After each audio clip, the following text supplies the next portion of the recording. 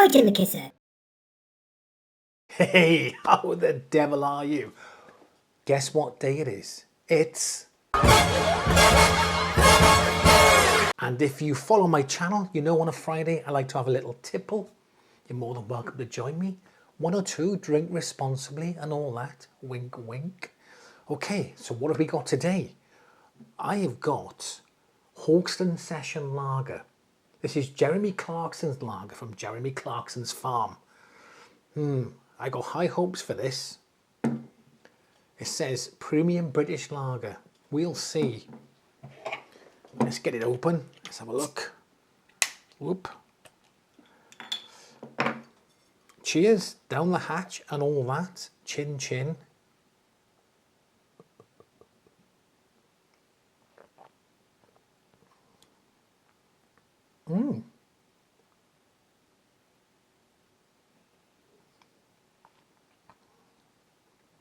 Oh, it's got, that is good. Fair play, Clarkson. You bastard! Done well there. That's not a bad lager, that. It's got a different taste to most lagers, but it's quite nice. A little bit of a sweetness to it, but pretty cool. There you go. So, what have we got today? What have I got? The Ampapa. It's from Duke Audio. I don't know who Ampapa, just a brand of theirs potentially. They work with Ampapa to make this amplifier. This is the Ampapa D1. So let's bring you in for a closer look. Oh. And here it is. Ta-da! Right. So on the front, you just got your volume knob and the screen with all the functions. The volume knob is plastic, but it feels good, moves well. It's got little detents all the way around. It's notched. One press to turn it on. There you are. This is the standard screen. So it says RCA. It shows your input here, your volume, bass and treble at the bottom. And now it comes with 8 screen modes, which I'll show you in a second. But let's go into the settings. Just one press. Have a look at the inputs. There's 3 inputs there, TRS, balanced and Bluetooth. And then back to settings, then we go over the settings then. So over here, you have your tone controls. Great to see tone controls on it, bass and treble. Love a tone control. It's plus or minus 10 dB on both. So nice to see them on there.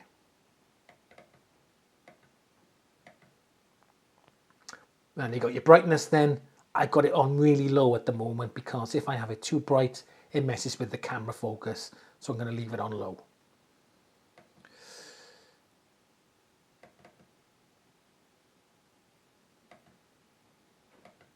Back at the settings. And then we have the VU styles. So as you can see here, it's got a lot of different styles. What I'll do, I'll show them on screen here now. And while they're on screen, I'll just go through a few things. So it has PFFB, post filter feedback technology. It's always good to see that on these Class D amps. It has Bluetooth 5.2, aptX HD with a QCC 304X chip. The amp it's got is a TPA 3255, which is common on these amps. Decent, reliable chip that. Op amps, it's got the NE5532Ps, which are swappable, which is beautiful. It comes with a 48 volt 5 amp power supply. With that you will get 120 watts times 2 into 4 ohms, 110 into 6 ohms and 102 into 8 ohms. It also comes with a remote. There you go. So pretty standard remote there. Does the job. There you go. Also comes with a little cleaning cloth because you can give it a clean look. Stop the fingerprints getting on top. Right, let's turn that off. And have a little look around the back. Okay, so on the back, got your power in. Decent speaker binding posts. Got a trigger in. And now if you're getting lots of these different devices, DACs, whatever, you need a trigger in, trigger out. so they all turn off and on at the same time. Pre-out, it is variable, so you can use the volume with a subwoofer, and you can also use it with a power amplifier. Got unbalanced and balanced RCA TRS inputs, and the input sensitivity on them is 2 volts and TRS is 4 volts. Now, this is pretty standard, you should be fine, but be aware that if the output sensitivity of the device you're connecting to this doesn't match those voltage, you won't get the correct wattage coming out of it. So for example, if I use this Fozzy Audio ZH3 DAC, the output values of that match this. 2 volt is the RCA out, and also 4 volt is the XLR. So if I use that with that, I'd get the full wattage, but just for you to be aware of. Then you've got Bluetooth here, the Bluetooth aerial. Let me just take that out because that's in the way. Let me just get rid of that. And then you've got this here. You've got your high pass filter. Yay! Okay. And there's no switch to turn it on. The switch is actually on the button itself. Look. Hear that click? So it goes, I think, 35. Then it goes to 80 there in the center. 180 and 200 there. So it's great to see a high pass filter on there. It's worth mentioning that the roll off or the slope is minus 12 dB and the pre-out output level is 3.5 volts. Okay, let's have a look on top. Okay, so the great thing about this amp, which most of you probably already knew, it has a glass lid on it and you can take this lid off. It's got a little indent there where you can put your finger in, take it out. I'm going to take that off there completely. There we are. There you go. You can remove that. Easy access to remove those op amps there. Fan flipping-tastic. Over there is your Bluetooth chip. And then you've got your RGB lighting then, which you can change. You can flip them up and down and change the lighting. Let's have a go with that. Let's see what we got. Right, let's have a look. There we go.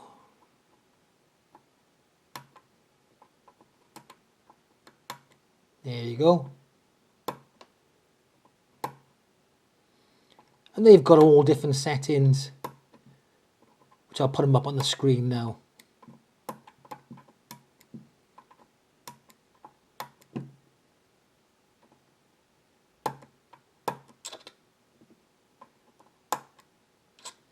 And there you are. And there you go. So I think I love all the VU meters and stuff on it, the screen. I love the way it looks. I like how accessible the op amps are. And I love the high pass filter. Beautiful. You could compare this to the IEMA A80. Very similar type of thing. Obviously it's harder to get the op amps out of that. This has more screen modes on it than the A80 does.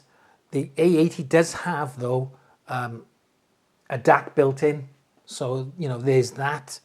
But this has a high pass filter, and I think when you're setting up a 2.1 system, a high pass filter is really essential.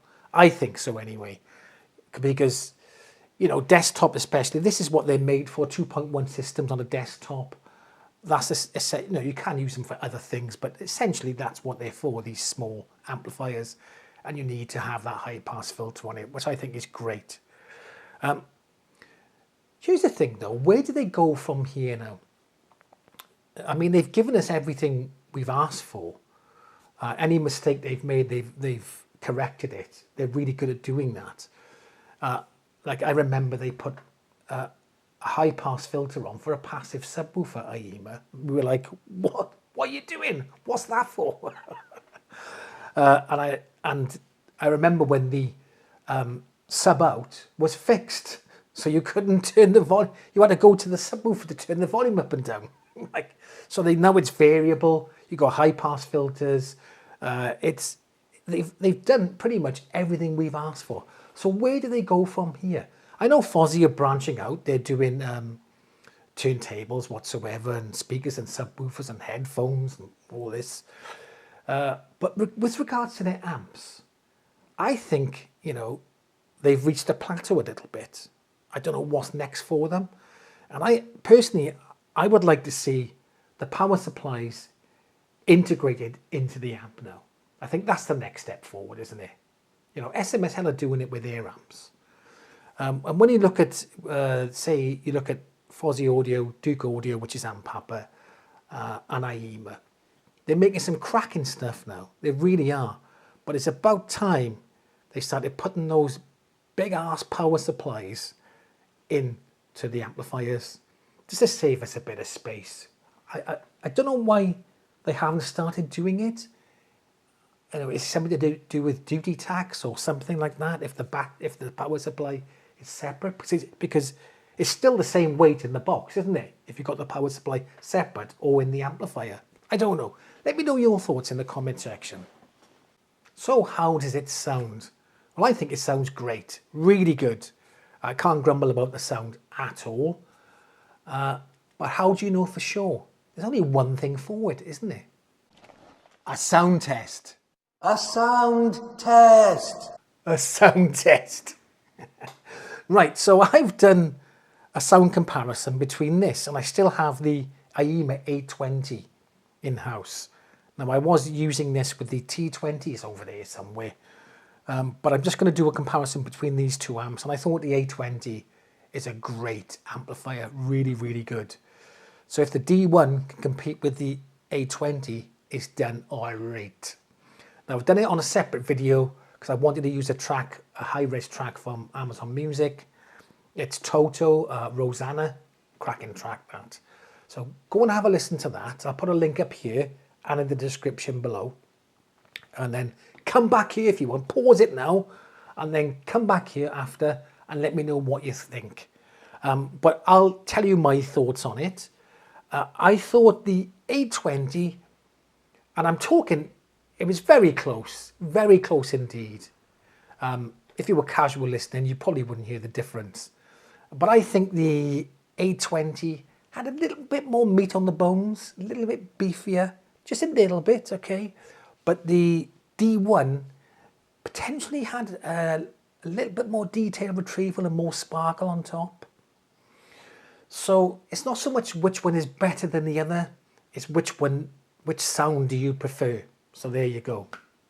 Anyway, that's come to the end of the video. Hope you've enjoyed it, and I will catch you in the next one.